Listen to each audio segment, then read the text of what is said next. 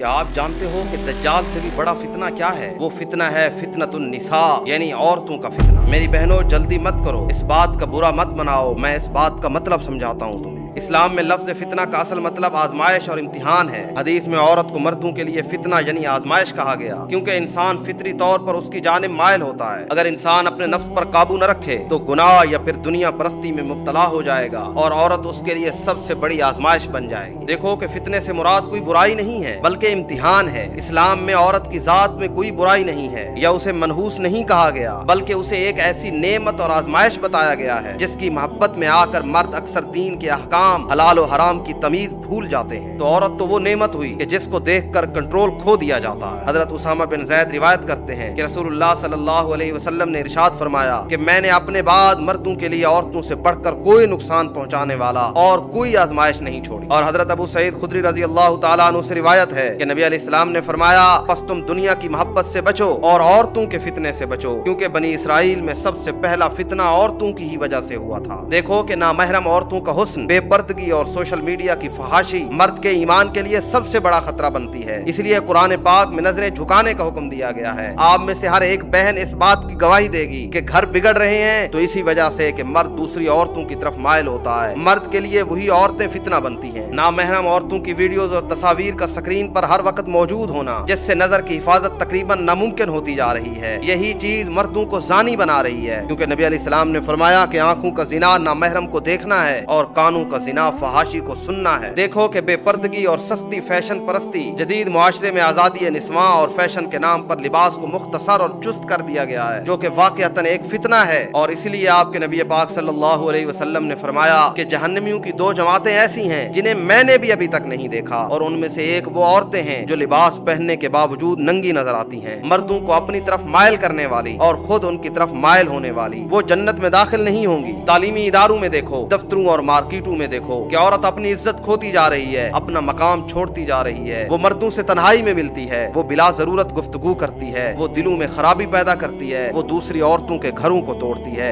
यही तो फितना है। तुम्हारे पास दो रास्ते हैं, या तो तुम बदतरीन औरत बनकर मर्दों के लिए फितना बन सकती हो, या फिर तुम बेहतरीन औरत बनकर वो औरत करार पा सकती हो कि जिसके बारे में नबी अलैहिस्सलाम ने फरमाया कि दुनिया की बेहतरीन पूंजी, दुनिया का बेहतरीन खजाना एक नेक और सालेह बीवी है। तो तुम्हारे पास दो रास्ते हैं, तुम बदतरीन भी बन सकती हो, तुम बेहतरीन भी बन सकती हो।